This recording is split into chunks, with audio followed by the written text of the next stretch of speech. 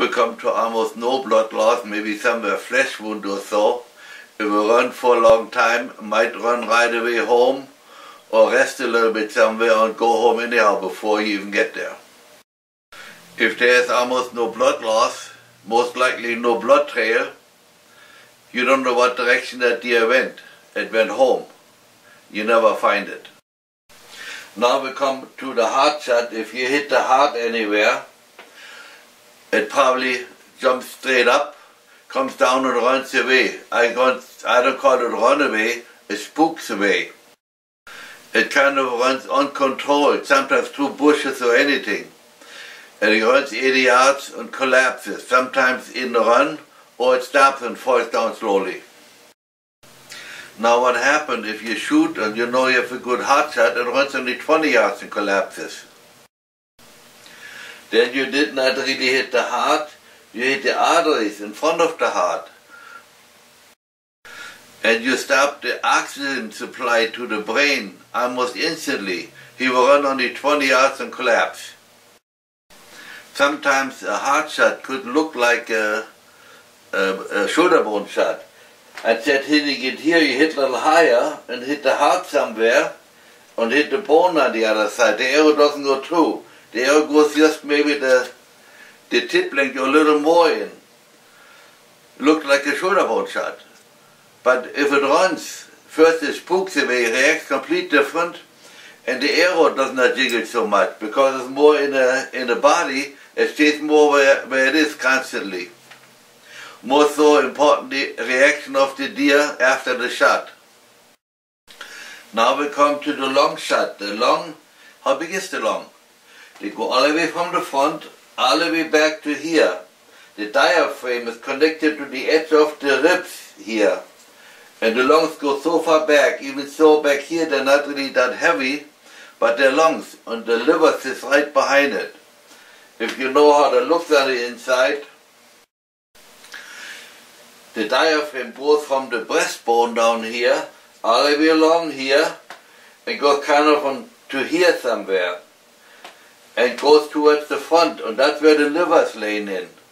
That means you have lungs here and liver behind it.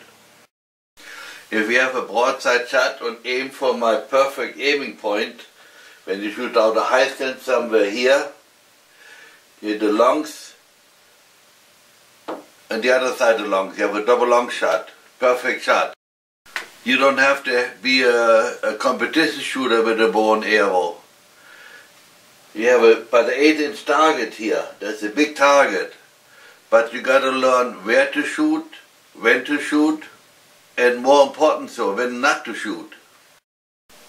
Now I turned my rib cage around and put a light in it. I want to show how big the lungs really are. There is no difference if the animal is breathing in or out. The lungs always touch the rib cage. The lungs get smaller and bigger within when they breathe in and out. Good example is, take a deep breath and see what your body does. Whenever you punch a hole into the chest cavity, where the lungs are, that animal got to die. What happened is the lungs collapse and they cannot live very long. Somebody tried to tell me once I was completely wrong. So I asked 3 veterinarians and 10 doctors. 50% of the doctors were also hunters. They all said the same thing. The deer must pass away in a short time. None of the doctors said the opposite. They all said the same thing. I like to point out one more time, whenever you have a shot below the spine, you have a good double lung shot. If you look, the heaviest lungs are just about there. If you shoot lower, they become less, and all the way up, they are fairly heavy too. So that is a good double lung shot if you hit them below the spine. The lungs collapse in a minute or two. So if you got the deer, the lungs look much smaller because they're deflated. Now you saw how big the lung really is. That is really a big target. When you quarter wave shot, you can shoot from anywhere, long as you have my post in mind and have the right height.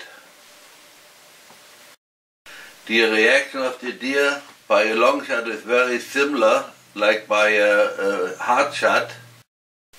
The difference is maybe it's not that panicky.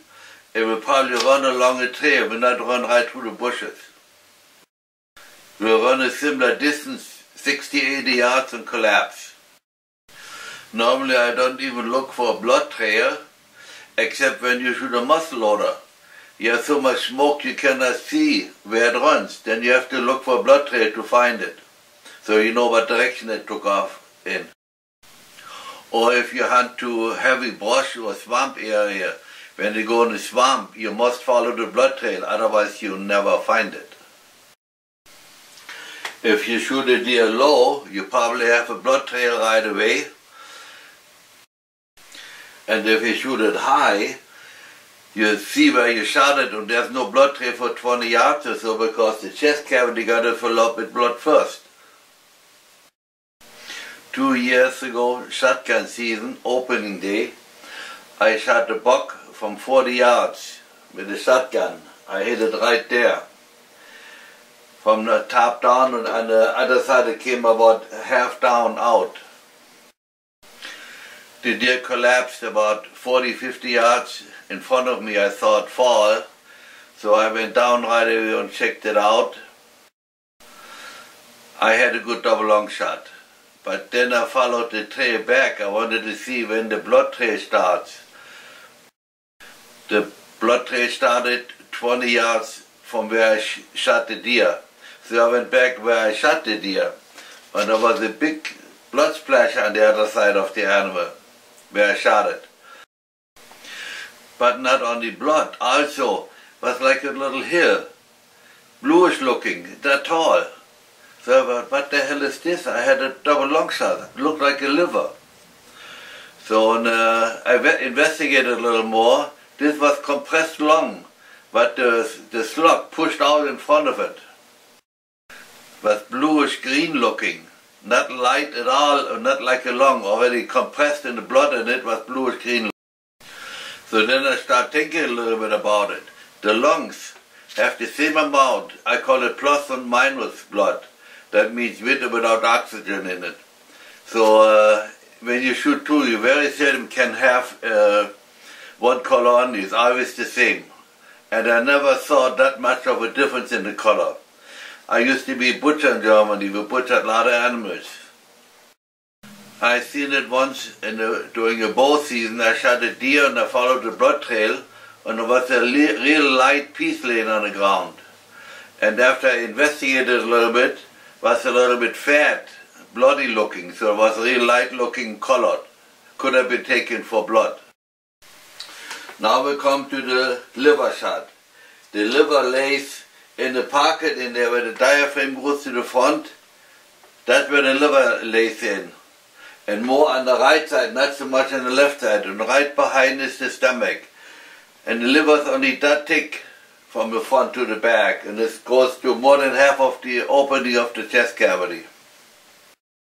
The liver lays in the intestines cavity, not in the chest cavity. How can I see from a distance that I have a liver shot? On the reaction, once you have a liver shot, the deer will not run, it will only walk. If you shoot it in the open, it will most likely go to the next cover and lay down. If the cover is not too far away, it might lay down on the way out there. And once it lay down, it will not take long to pass away. If you shoot a deer inside the woods where it feels comfortable, it might just lay down or make a few steps, maybe try to lick the wound. They don't understand why it hurts. It just lays down and passes away in no time. Happened to me once with a gun. I shot it back here and it walked, but not slow, a little faster. I couldn't understand that. So when I got at it, I found out I had a double long shot and a liver shot. So it walked about 60 yards and collapsed, almost like a double long shot. When you see a deer walk away, you have a liver shot, but remember before, when you hit it up here in the muscle, then it also walks very slow. It could be that you hit it up there. then it also walks only, but much slower. It walked like in slow motion. Then you better shoot again.